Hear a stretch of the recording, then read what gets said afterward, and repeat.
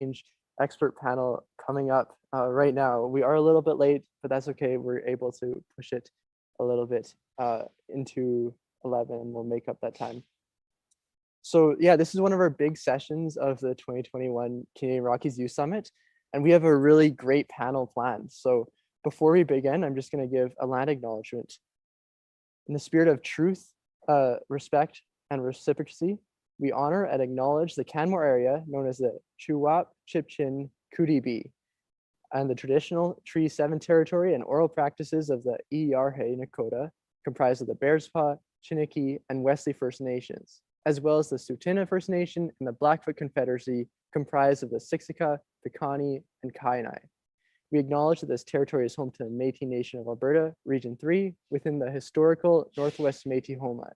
We acknowledge all the nations who live, work, and play, and help us steward this land, honor, and celebrate this territory. So thank you, everybody here again for joining us.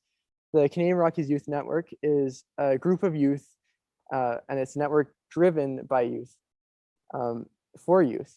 So with our partner, the Biosphere Institute of the Bow Valley, we have co-designed and co-created this network that connects our body with youth and make sure that they are consulted on land management decisions. So the theme of this summit this year is turning hope into action, and we hope that you take the knowledge that you gain from the summit and you get to use that to create positive action in your community. If you do decide to start taking action, you can head on over to our Instagram page where we are hosting a Take Action contest. That's where we're going to show some small actions that you can take in your community. And when you share that with us and tag your post with us, you are going to be entered for a chance to win some really cool prizes, including a guided hike at Lake Louise, which is pretty amazing. Also, we have another challenge called the Rockies Repeat Youth Climate Challenge. So in this challenge, you're going to travel via Google Earth to some of our Rockies Repeat painting locations: the Athabasca Glacier, Lake MacArthur, Victoria Lake, and the Bow Glacier, Wilcox Pass, all these places.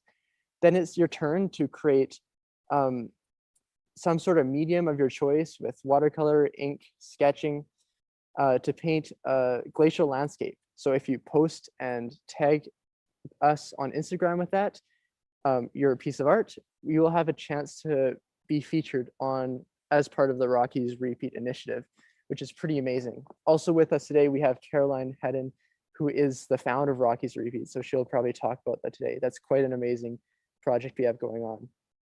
Last thing I'd like to do before we start the panel is that just to thank our sponsors and partners, of course, the Biosphere Institute of the Bow Valley, who we've partnered with to create this network, and also the Calgary Foundation and the Assembly of First Nations for their generous grants.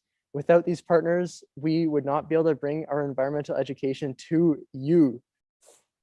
Sorry for that terrible pun. So thank you for the support. Right now, our focus is on the climate.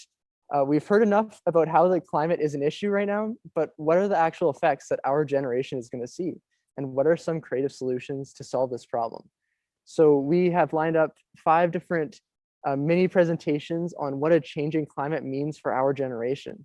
So during the presentations, please think of any questions that you may have and enter them into our Mentimeter link, which will be linked into the chat. That is a Q&A section. There are also some questions with that link, but you should be able to access the Q&A whenever, regardless of whichever question you're on. So every presentation will be about 5 minutes, and there's about 25 minutes afterwards for your questions. So here's our lineup today. First, we have Caroline Hedden, a filmmaker and founder of the Canadian Rockies Repeat. Next, we have Ben Pelto, a PhD student from the University of Northern British Columbia. Then Veronica Whitney Crossland and Jenny Bishop, who are going to tag team a business perspective. Sorry, my Zoom is really messing up. Who are going to tag team a business perspective. They are both from the Lake Louise Ski Resort. Afterwards, we have Dr. Justina Ray from the Wildlife Conservation Society of Canada on the impacts of climate change on our wildlife. Justina is really involved in conservation management and policy in Northern Boreal landscapes. And finally, we have Jody Connell from the Biosphere Institute to talk about advocacy, advocism, and the implementation of change on the community level. She is the coordinator of the Biosphere Institute's SHIFT program, where she encourages citizens of the Bow Valley to take action on the climate. So while we have a lot of people today, I'm really excited to hear from all of them. So yeah, click the link in the chat for questions. And without anything further ado, here is Caroline.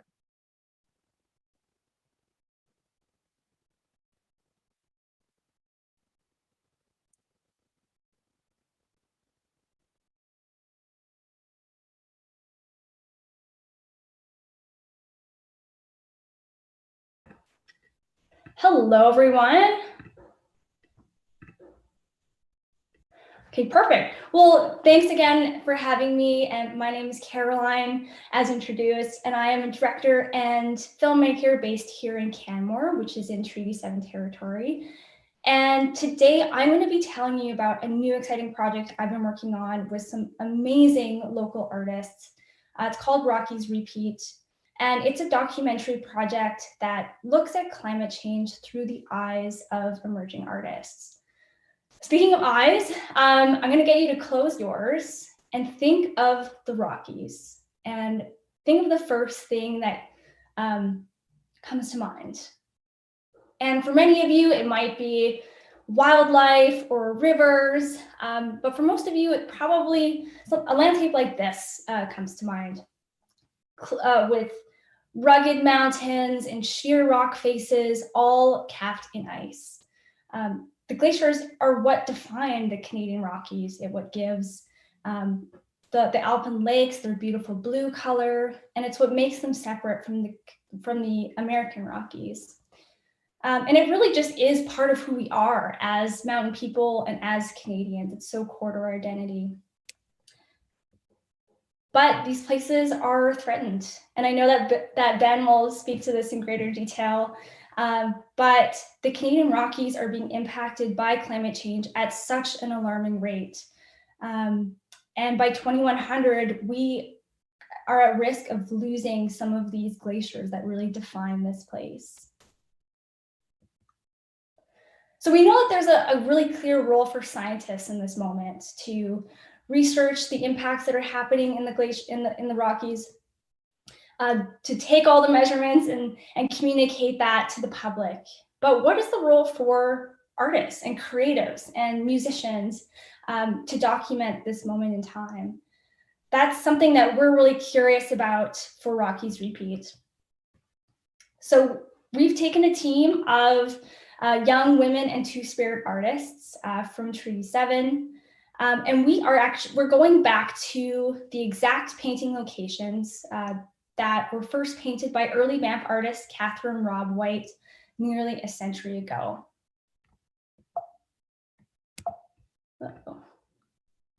And the reason we're doing that is for three main goals. So one, to elevate Indigenous voices that are sometimes left out of discussions about mountain culture, and to really see mountain places as Indigenous spaces.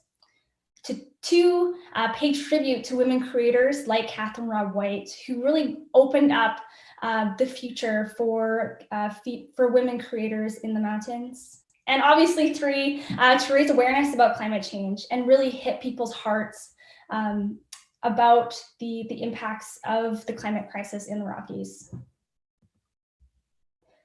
So this project is taking us to some of the most iconic places in the mountains that will probably be familiar to most of you, including Lake O'Hara, Bow Lake, and the Athabasca Glacier area. So our artistic study area kind of spans around 400 kilometers in the Southern Rockies.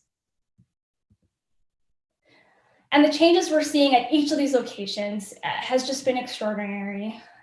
Because you know if climate change is real, but to actually see it with your own eyes is just wild.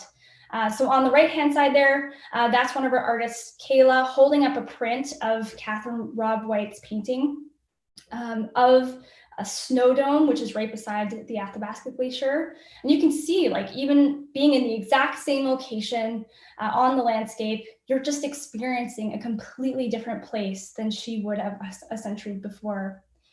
And on the left-hand side, that's Kayla with her interpretation from that place on the landscape. And it's really interesting because artists are kind of like scientists in the moment in this.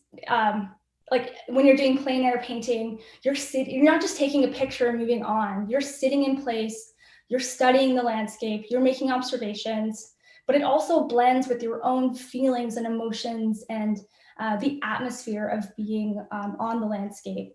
So we're really seeing this kind of three-dimensional emotive perspective of a place in time.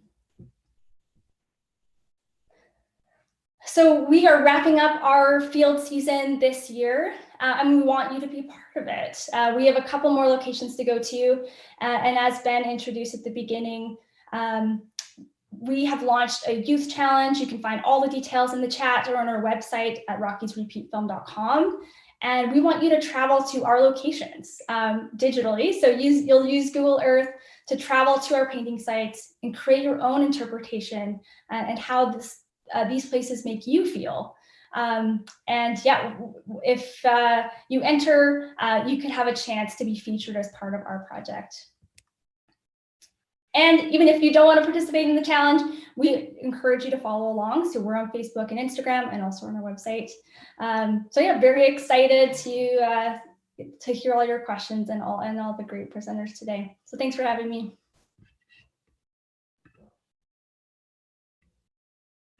Thank you so much yeah, there you go. Thank you so much for coming to speak with us. That's a really cool challenge for all of our youth out here.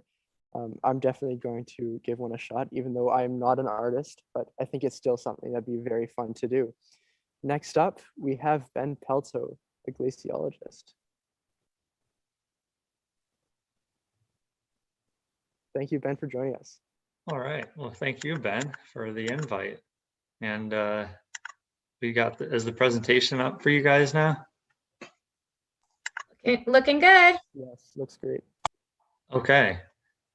All right. Well, thanks, guys. So I was a PhD student. I'm now a doctor working at the University of British Columbia.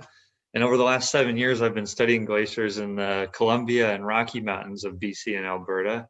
And now I'm also working on coast mountain glaciers.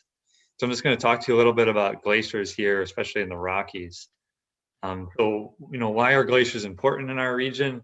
Well, there's almost 18,000 glaciers between British Columbia and Alberta. And I would argue anyway that they have great cultural significance. I think that they're beautiful, iconic, and inspiring parts of the landscape. And they've been part of this landscape alongside the First Nations all over the province, but particularly in these glaciated regions for millennia. The glaciers are very important as a water resource, and that's something I'll be talking quite a bit about. They essentially act as free and natural on-demand water towers. They're important for things like aquatic ecosystems, as well as hydropower or our own domestic use of water. Glaciers also drive tourism and recreation. They help drive, whether that's just simple sightseeing in the national park and provincial parks, or things like backcountry skiing. And that also brings a lot of revenue to the province. Something like heli skiing, for example, brings around $350 million a year to British Columbia. And a lot of that being centered around glaciers. When we talk about glaciers from a science perspective, we often talk about glacier mass balance, or how much a glacier is gaining or losing. And glacier mass balance is the sum of snow in the winter or accumulation and snow and ice melt in the summer months. The sum of those terms is the mass balance. So if we have more accumulation than melt, we have a positive mass balance. Unfortunately, the case in Western Canada and globally is one of prevailing negative mass balance. And as you can see here, this is a 2000 to 2019 height change from some satellite imagery of the Columbia ice field. And you may be familiar with some of these glaciers, particularly the Athabasca Glacier at center. If you've ever driven the Icefields Parkway, the Athabasca is the most visible glacier directly across from the visitor center that has those big tour buses going out on it. The Dome Glacier is one that Carolyn just featured in a number of paintings and pictures. And what we can see here is that from 2000 to 2019, over this roughly 2-decade period, the toe of the Athabasca Glacier has lost roughly 50 meters of thickness If we go down to the larger Saskatchewan Glacier on the Columbia ice field, that thickness changes closer to 100 meters of loss in the last 20 years. Now, one of the most important things about these glaciers is runoff from glaciers. This cartoon shows us that in the spring months, initially we get a bunch of snowmelt from glaciarized areas. And then as we go into the hotter, drier summer months, say July, August, and early September, we start to get a lot of ice melt. So again, from October to May, we're gaining snow on the glaciers.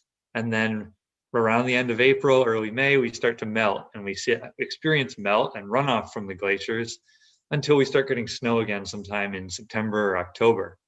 But what's happening with climate change is that springs on average are coming about 2 weeks earlier. So we're starting the melt season earlier, and then summers are hotter and drier.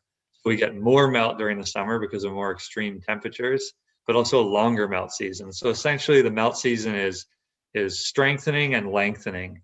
And that's what's causing our glaciers to lose mass and outpace winters. Now, glacier runoff is really important to many rivers. And this is an example of the Bow River at Banff. The blue line, if I can get your attention on the blue line, that's 1910 and the amount of water flowing at the Bow River in Banff. This is 2000. And we can see that there's been a substantial drop in the flow of the Bow River during that period. Earlier spring runoff, as I mentioned, but also decreased spring runoff. But one of the most important is decreased summer flow. And the reason that's important is you can see the river is lower in those months, but it's also a biologically important time of year. And species like salmon rely on cool, plentiful water. And glaciers, as the natural water towers that they are, the hotter and drier it is, the more water they produce. And as they shrink, they'll be less able to do that and buffer those periods of low flow. Now, the importance of glacier runoff depends on where you are, what catchment you're in, what watershed you're in. Looking at this graph here, we can see three places that are going to be three places where the water source is highly dependent on glaciers, and the Bighorn Dam, Lake Louise, and Hinton all rely on glacier-fed rivers. And so the solid curves here are showing essentially the amount of water or the runoff now, and the dashed curves are when they lose glaciers over the next 50 to 100 years. So that's without glaciers. So we can see there's gonna be a substantially lower amount of runoff. Other places like Banff or Jasper, at least in the short term, won't feel this effect because while they have glacier-fed rivers in town in both locations, the water source is a deep aquifer. That doesn't mean it won't be affected long-term, but short-term anyway, they won't municipally feel the effect of that. I'd like to conclude with saying that what we do matters.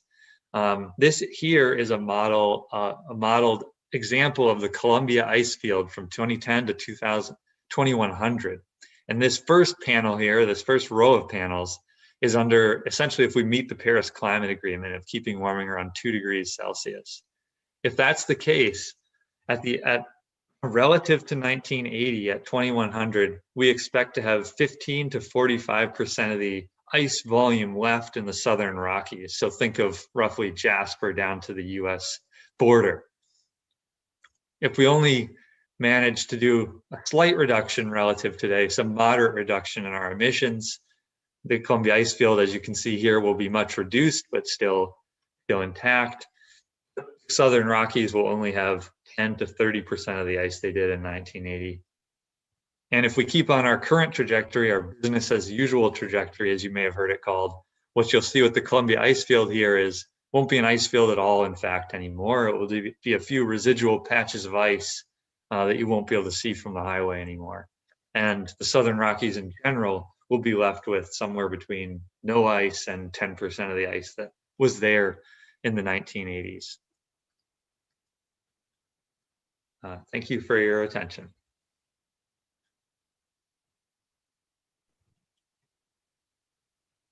Great, thank you so much. Wow, like in my EEI class, I go out to Jasper often, and we always look at Athabasca Glacier, and it's just really crazy to see that, that's receding very quickly. And, in our lifetime, it might get to a point where that glacier might not be anymore. So yeah, that's a pretty heavy topic. So next up, sorry. Next up, we have Veronica and Jenny, who are going to talk about the Lake Louise Ski Resort. Welcome, Veronica and Jenny.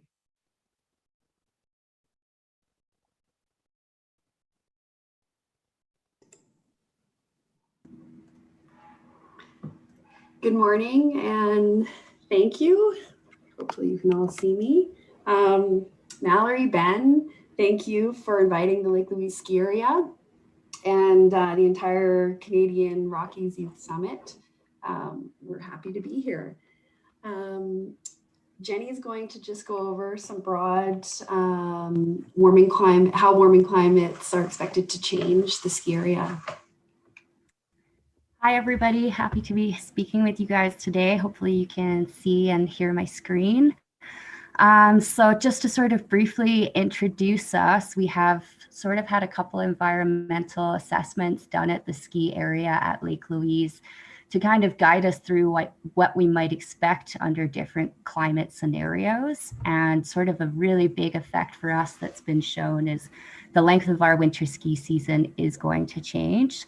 So a lot of that has to do with obviously the onset of temperatures coming on for snow and snowmaking at the ski resort, in addition to the timing and type of precipitation that we might receive here. So in terms of winter rain versus winter snow and how that also can affect our avalanche patterns at the ski hill. And then even down to the things like the timing of peak and low flows in streams and rivers, like Ben was just talking about, and even further into things like the shifts in forest wildfires, forest disease patterns in our area, wildlife ranges and their patterns of emergence, and even down to the vegetation species too. So we'll spend the next couple minutes sort of outlining these in a really broad sense and looking at some of the climate forecasts for our ski area. And then we'll finish with a little interesting tidbit, which we think might affect us in the future. So I'll pass it to Veronica to talk a little bit about our environmental management. Thank you, Jenny.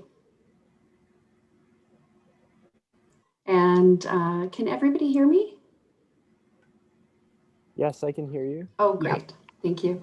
Okay, so these are some environmental areas of focus that we studied during the 2019 detailed impact assessment that was done at the Lake Louise ski area. Our focuses were on water use, wastewater, surface water, wildlife habitat and their movement, vegetation, fuels, chemicals, and energy conservation as well. So climate change effects on business and tourism are the focus, but all of these environmental areas were studied and are affected by climate change. And therefore the entire business at Lake Louise will be affected. So the focus today though will be on a study done by Mr. Perdurny at UBC. And their focus was on winter temperature, winter snowfall, winter precipitation, and winter rainfall. And so you can understand how all of these areas of environmental focus need to be considered when we're looking at the effects of business at the ski area. So business and tourism needs here at the ski area. I mean, we do work and live here in the national park. So we respect all of the National Parks Acts and regulations. We are considering ecological integrity as our guiding principle out here at the ski area. In order to build these new chairlifts, lodges, and infrastructure, we do though need to consider all of those environmental areas of concern. And so today we will focus on climate change risk and the risk impact report that was done through Mr. Perdurny at the UBC. And Jenny will just go on and give you a brief overview of what the ski area looks like right now. Yeah, so as Veronica mentioned, we are living and operating within Banff National Park. We're pretty much right in the middle of the park. The base area of our ski area with our lodges down here, we're at about 1646 meters. And then the peak of Mount Whitehorn, what we refer to as our front side, is at 2637 meters. So we've got a pretty large elevation range. And then we do also cover Lipalian Mountain. That's what's labeled as Larch over on this side of our ski map. So we've got tons of terrain that people explore in the winter. There's about 1,700 hectares of skiable terrain that people are moving around on, serviced from 9 lifts and 145 ski runs. So it's a huge area for environmental management and consideration for climate change. And this relatively high elevation that we've got here at the Lake Louise ski area, along with our distance from the Pacific Ocean, really gives us that noticeably colder and longer winter season currently when we compare ourselves to other resorts west of here, such as Revelstoke or spots like that. So looking at this front side, this is mainly southwest aspects, and this is where a lot of the resort operations are focused, aside from the West Pole area. So a lot of our snowmaking, grooming, that's all focused on this front side and Larch areas. And then taking you guys to our backside, this is a bit more of a wilderness experience. We don't do any snowmaking out here. Our back bowls are largely in the upper subalpine, transitioning to alpine environments. And this is where we tend to see a bit more snowfall and snow storage when we compare it to the front side of our mountain. So I'll pass back to Veronica to jump in a little bit to the climate change report. Great, thank you, Jenny. Yeah, so back to our 2019 approved long-range plan and detailed impact assessment. Part of that detailed impact assessment was having Michael Pederney and his team do a climate change risk and impact assessment report. So there were over 25 supporting documents for the detailed impact assessment done at the ski area. And in short, Mr. Pederney's team analyzed mean winter temperature, as we spoke about, winter snowfall, winter precipitation, and winter rainfall. And out of those two scenarios, what came out of those two scenarios was that the ski season would shrink about 33 to 34 days. And that would give us approximately a 4.5 month long ski season. Out of the next scenario, they saw that the ski season may shrink 56 to 58 days, and that would give us about a ski season of 4 months. So typically our ski seasons at this time are roughly 6 months in length. So in about approximately 64 years from now, we may see those ski seasons shrinking down in size. And this is just the results from the mid-elevation scenarios that were done. So the mean winter temperatures are higher throughout, and all the climate models at all elevations.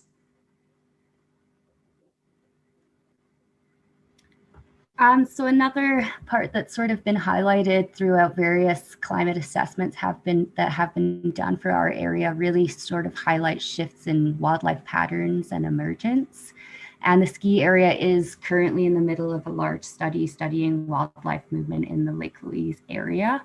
And that's all part of our long-range planning process in order to ensure we're not encroaching on sensitive habitats for future developments, in addition to helping us understand these local wildlife patterns. So we're accomplishing that mainly with remote wildlife cameras, and I'll get a video kind of going as I'm chatting to you guys here.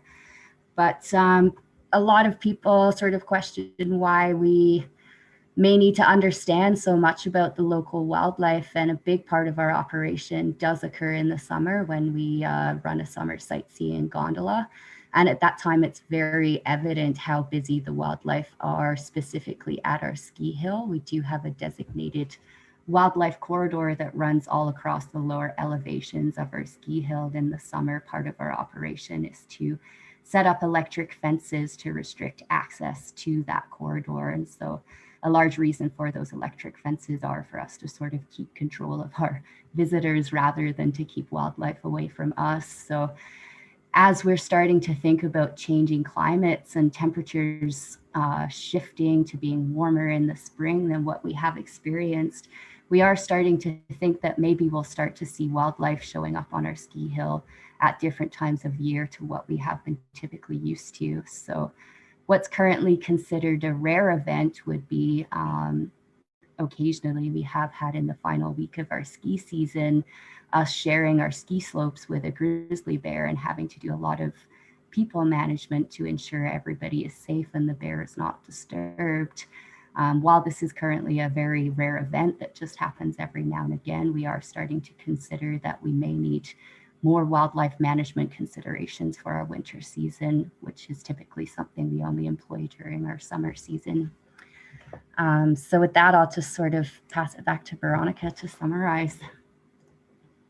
Thank you, and we'll just wrap up here. So really, to summarize and conclude, the climate change will affect many of our operational projects and future developments at the ski area, and we will and have tried to account for those anticipated changes in snowfall and in temperature.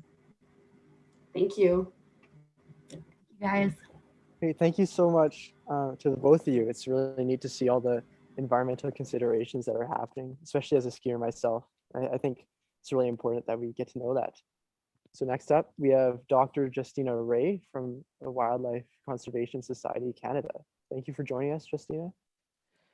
Well, hello, everybody. I'm going to get my presentation ready and whoops, put it up at the beginning.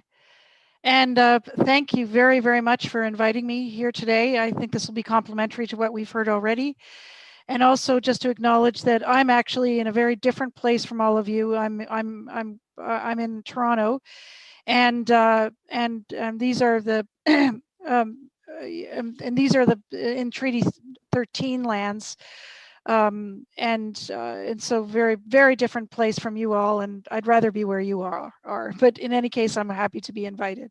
So I'll be focusing in this presentation on climate change and wildlife in the Canadian Rockies. We've already had a bit of a preview and very cool videos coming from the ski hill cameras.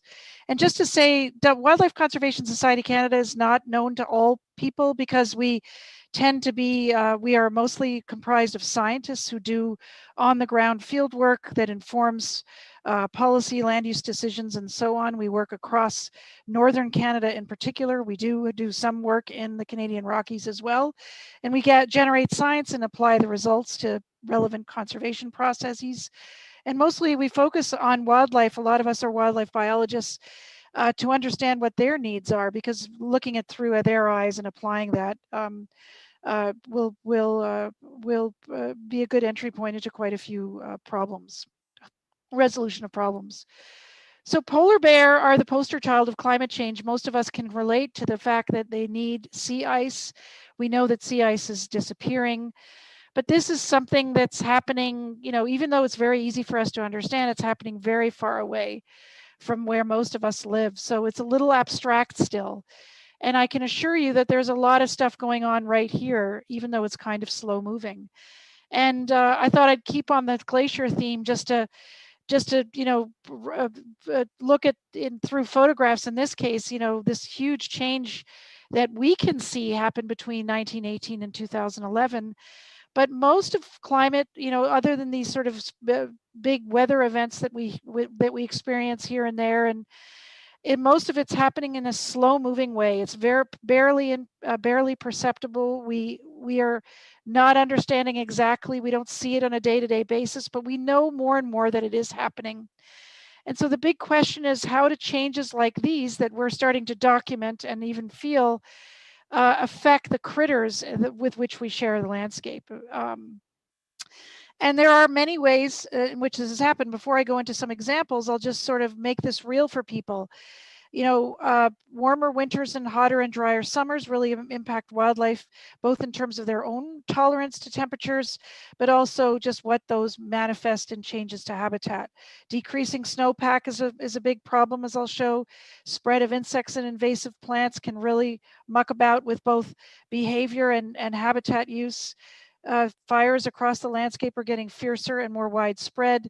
This is resulting in a lot of changes in distribution and activities, as we just heard, and weirder, more violent weather. Some people call global warming climate weirding instead of climate warming or heating. So, you know, because it just brings about a whole bunch of weird stuff that we hadn't seen before. And there are winners and losers. The winners are those that will do well under climate change, have very broad tolerance for different temperatures, different habitats. They'll be able to withstand change easier. They can produce babies quickly and take advantage of any situation. That sort of exemplifies the Canada thistle here, which is an invasive species. So invasive species will do very well.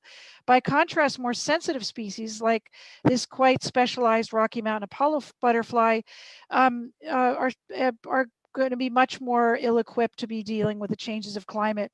They reproduce more slowly, they have small distributions, so if they get knocked back by a weather event or something, it's very hard for them to recover.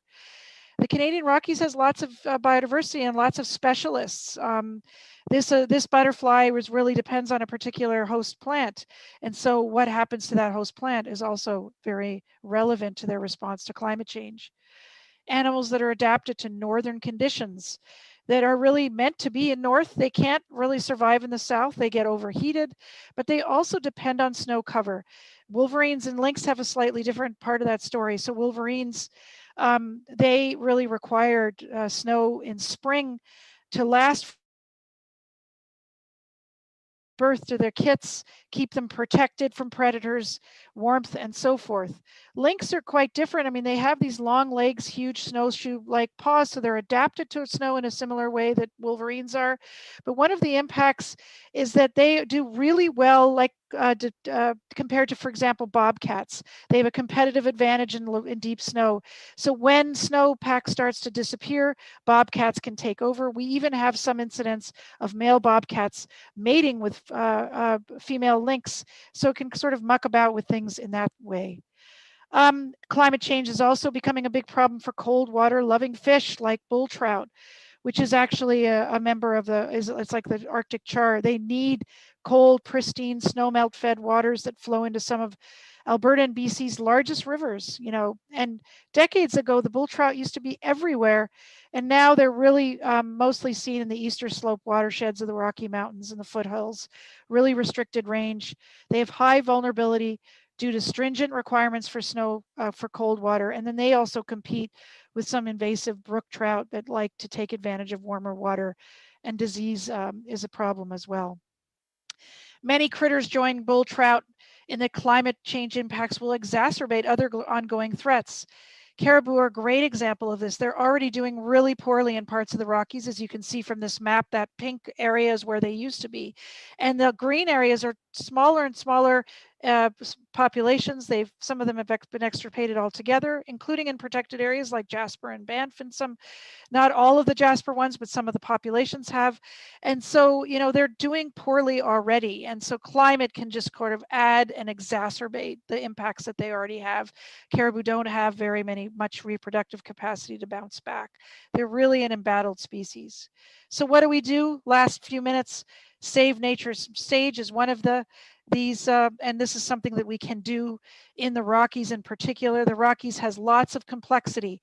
It's a topographically diverse landscape, provides many more options for species to move, populations to move, facilitating short distance movements and all that. And that, you know, can be very advantageous when you're building landscapes for resiliency.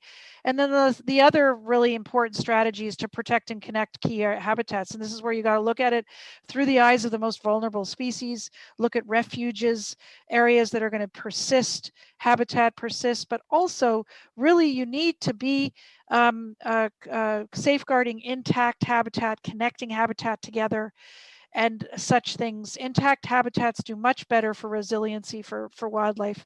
We do have some left, mostly in the northern part of the Rockies, but in the area where we are, we also have to be thinking most deliberately about connecting wildlife. And this is important for terrestrial and aquatic species alike. So finally, you know, just follow us on Twitter and Instagram, Facebook, and thanks so much for the invitation. Really appreciate the time. Thank you so much. That was awesome. Yeah, so we're gonna finish it up with our last presentation from Jody Connell. Jody is the Shift Program Coordinator at the Biosphere Institute. Thank you for coming, Jody. Thanks for having me. I'm gonna share my screen here. Hopefully you can see my presentation, not my speaker notes. There we go. Good, Jody. Great, thanks. So good morning, everyone. Hello, thank you so much for welcoming me here today to the Canadian Rockies Youth Summit. We've been really excited about this in the office, as you can imagine. It's really great to be here. So I want to kick things off with this quote from Greta Thunberg, leader of the Fridays for Future movement. This quote really resonates with me because I often get asked about climate grief. How do you manage the feeling of kind of being overwhelmed by this whole situation? And I always say to people, well, I have hope because I know that we do already have the solutions. In my opinion, all we have to do is facilitate their rollout. We need to influence others to live more sustainably and continue to develop ways of doing that kind of help people take climate into consideration. And I'm going to try and help you understand the best way to do that. So the first tool that you have is to use your voice.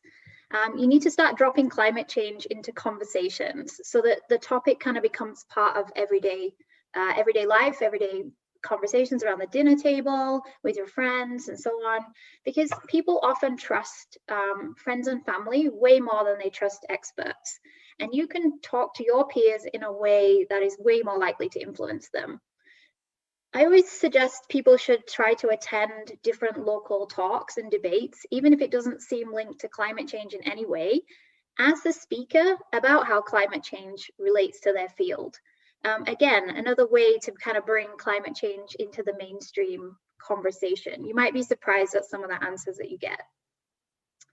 And if there isn't an obvious movement already, don't wait around for other people to enact the change that you want to see. Be a leader and start your own passion project. I always think, you know, if you want to see your school implement composting, for example, why not speak up, build support and advocate for that particular change at your school? And never be afraid to write to the media or your local representative about an issue that concerns you. People really want to hear from youth today. So tell them that you want more action on climate change. Try to be specific about what you want them to do, which legislation they should change, and really why they should change it, which leads me to my next point. If you're willing to have these kinds of conversations, make sure that you're educated and informed on the issues so that you can make relevant connections. For example, when friends complain about the ski hills closing due to extreme weather, like we saw this winter, tell them that this is likely to happen more often in the future because climate change is increasing the frequency and severity of extreme weather events. This kind of helps people connect the theory of climate change that's all out there and kind of seems far away into somebody's individual reality. And I think it's important to know that Indigenous people maintain 80% of the planet's biodiversity on lands which naturally store gigatons of carbon. With their collective knowledge of the land, these people are excellent observers and interpreters of the change that's happening in our environment. And if we want to understand effective long-term solutions to climate change, we need to listen to the lessons that these people have to teach us. Another opportunity for education. So taking action on climate really starts at home. You need to start thinking about your own behavior and, you know, have a think about your life. What changes can you make to reduce your carbon footprint, for example? You know, take action on them and then watch your actions influence other people. And there really is no one size fits all here. What I need to do to reduce my carbon footprint is as individual as me. And the same goes for you. However, I just want to point out a couple of big hitters on this list here. Buildings in Canmore actually contribute to almost 60% of community greenhouse gas emissions. So anything that you can do to improve the efficiency of buildings is beneficial. It's really not very glamorous, but it is really effective. Beef production emits 20 times more greenhouse gas emissions per unit of protein on your plate than common plant-based sources. So skipping meat just one day a week can make a big impact. It's out of sight and therefore often out of mind, but it takes a lot of energy to pump, treat, and heat water. Therefore, conserving water directly reduces energy use. And if food ends up in landfill, it creates methane, a greenhouse gas 25 times more potent than carbon dioxide, if you needed another reason to reduce your waste. So remember that there are organizations operating here in the Bow Valley and beyond with a specific mandate to tackle the climate crisis. You really don't need to recreate the wheel. And you can support them by doing any of the things listed here. But in addition, if you do have a passion project, something that you're thinking about taking on, it's a good idea to share your project ideas with them because they can promote your action. They can help you get to your goals. They have the knowledge and kind of the reach to help you with these kind of things. So don't be afraid to ask people for help. And supporting organizations like these is really the first step that you can take to promote community-wide change. And I'm going to be really honest here. Community-wide change is not an easy task. This is something that the Biosphere Institute is working really hard to do. We have been investigating and implementing various tactical methods to educate people and inspire our community to action. But I just wanted to give you some tips to kind of get you started as you think about these passion projects that you might want to take on. The first thing is to really find something that you're passionate about. This is going to help you keep you motivated if things get difficult down the line. And I suggest that you really take the time up front to define exactly what it is that you want to do and why. If you can lay it all out in a way that's easy for others to understand, it will make things a lot easier as you move forward. And don't try to do this on your own. Connect with your community, share your idea, build up a network of passionate individuals because they can help you take on the workload. And finally, don't give up because creating change takes time. It takes energy and it takes creativity. And to kind of crib off Adam Robb from earlier, never doubt that a small group of thoughtful, committed individuals can change the world because in fact, it's the only thing that ever has. So there kind of ends my whistle-stop tour of climate solutions. Please reach out if you want any more information on anything touched on today, or if you want to learn about any of the community action projects that I'm involved with at work and in my spare time. Thanks everyone for listening, and I'm going to hand it back to Ben for question time. Thank you, Jody. Yeah, I really agree with your last point. Don't give up. This summit especially went through many different iterations. I think like 3 or 4, it went through different phases, and it was a completely different thing when I first proposed it. So, and like when we had one failure, we'd keep going, and eventually it came to this. So yeah, that's amazing. So we're gonna start our panel discussion now. I found this one question that I really like, and they address it to all the panelists. Do you have an aha climate change moment where you realized that it was an important issue? What personal actions did you take? I think just like, is there a certain piece of art? Was there a certain thing in your work or just something in your personal life that made you realize that climate change was an important issue, and what was it? So yeah, if anybody on the panel would like to has an idea. Justina, I think. Great. Yeah, so yes and no. I mean, from the one hand, you know, it's like sort of this slowly evolving thing. So it kind of, you realize it over time, and it starts out in the background and then it just becomes more and more important.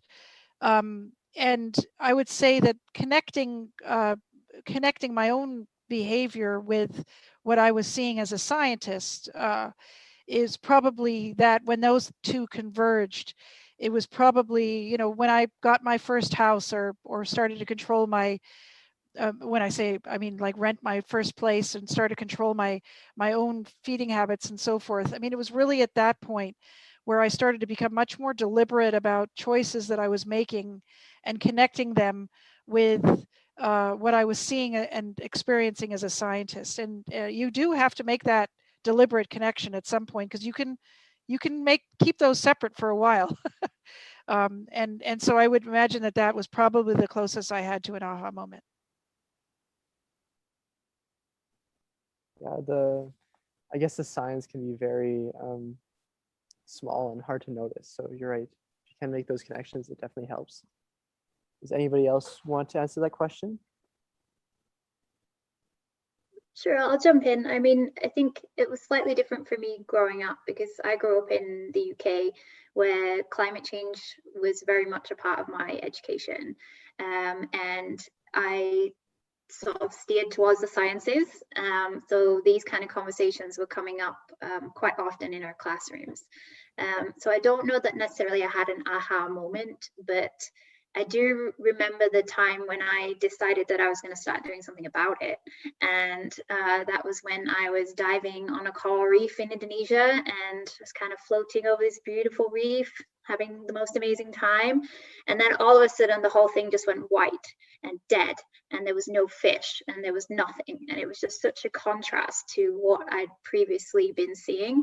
And you saw these kind of 4 or 5 little fish trying to swim around, and you're like, oh, what are you doing? Where are you, you know, how are you surviving? And that really, really struck me. It was so stark that it kind of, in my mind during that dive, I think I'll remember it forever. I was just like, I need to do something about this. And that was my aha moment on taking action, at least.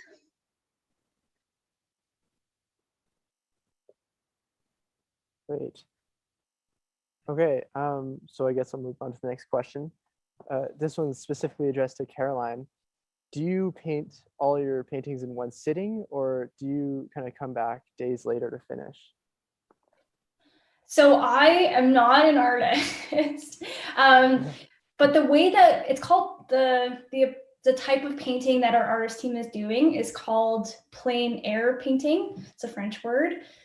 And so the way that we've been doing it is these like backcountry camps. So we'll go out onto the landscape for a couple of days, and we'll go to a certain location, and the artist will set up and kind of we'll find the right location. The artist will kind of take in the scene, and they work so fast. I thought it was going to take like all day, but they'll get a sense of the kind of layout that they want to paint.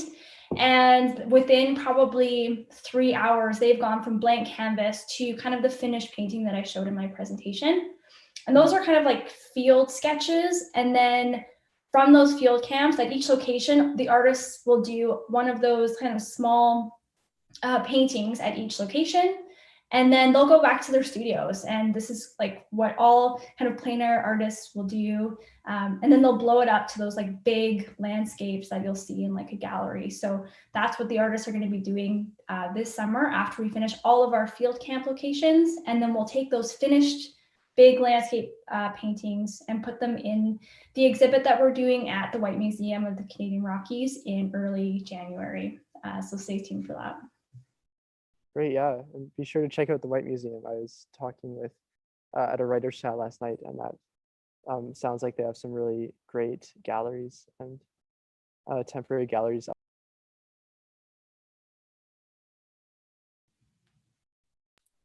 Sorry, I was muted. Classic Zoom. So next up, I have a question for Dr. Pelto here.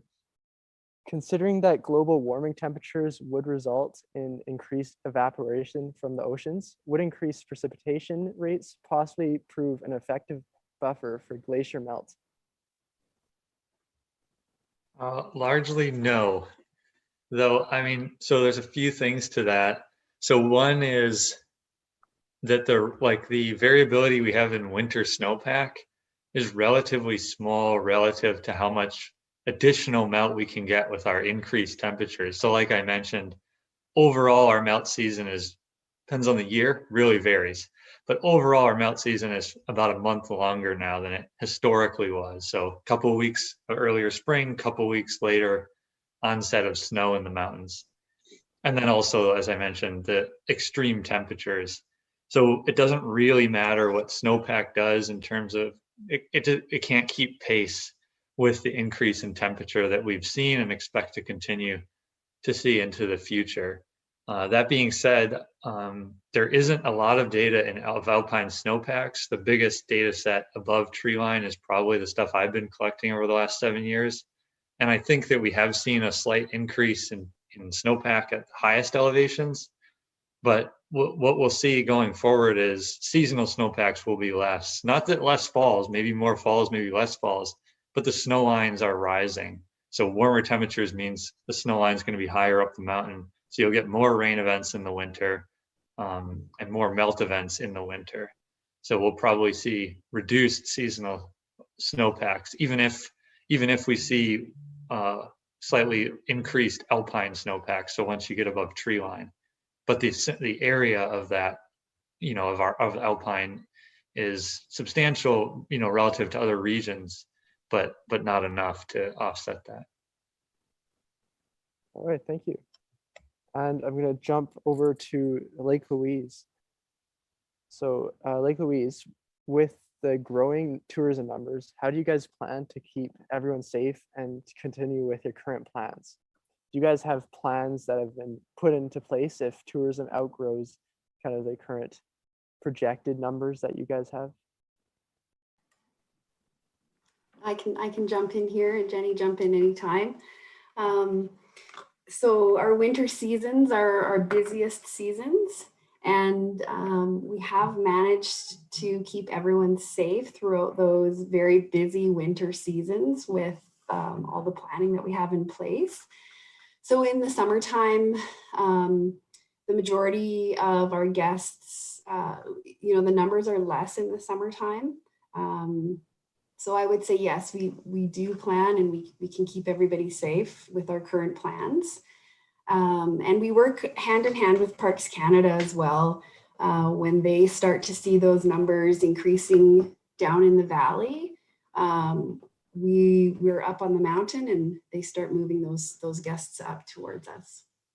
All right, so you have some sort of, relationship with Parks Canada, they'll kind of help you decide what are the best measures to take at that time. Yeah, we definitely have an ongoing daily relationship with Parks Canada. Okay, neat. Jenny, did you have anything to add there? No, I think you covered it all. And in terms of like long-term projections for seeing lots more visitors, that's a lot of what our long-range planning was all about. And planning where we might need a new lodge, and then in terms of potential wildlife issues, even down to where would we put a new lodge so that we're not interacting with bear migrations and animal movements and stuff like that. So throughout the whole long range plan, there was sort of different capacity limits, I guess, considered for the ski area, both for winter operation and for summer operations. All right. Yeah, there's definitely more questions I want to ask, but we are running out of time. So I'm going to ask one more question to the entire panel, and it's just going to be very general.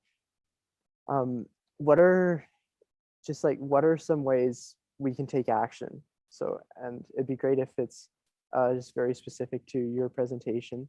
What are ways we can get involved, maybe in wildlife and in glaciers, or just in our small communities, or even with local businesses? How can we help them fight the effects of climate change, and how can we help them prevent climate change? Justina? Yeah, I think awareness, individual awareness is the absolute place to start. I mean, one of the things I tried to convey in my presentation is that a lot of this stuff happens, that it's very invisible.